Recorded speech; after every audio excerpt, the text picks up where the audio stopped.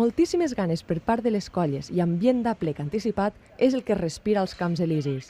El recinte donarà el tret de sortida aquest vespre a la 41a edició de l'Aplec del Caragol després de 2 anys sense celebrar-se. Aquest any estem molt contents perquè realment la gent ha vingut amb moltíssimes ganes. Penseu que normalment muntàvem 3-4 dies, aquest any hem muntat amb una setmana de temps. La gent ha començat molt aviat a muntar la colla, així com altres anys el dijous a la nit només hi havia els muntadors que es quedaven a sopar perquè havien fet tard. Aquest any, ahir la nit, aquí hi havia ambient d'aplec ja. Se sentia ja les brases enceses, molta gent gaudint de les colles i realment podríem dir que gairebé aquest any molta gent ha adelantat un dia a l'inici, no?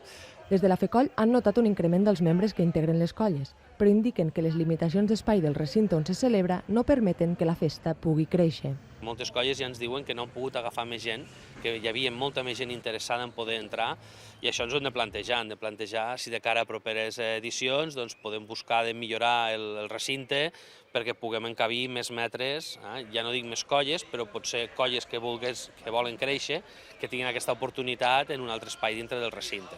13.500 collistes i uns 200.000 visitants gaudiran dels 3 dies d'aplec en què es calcula que s'hi consumeixin 12 tones i mitja de caragols.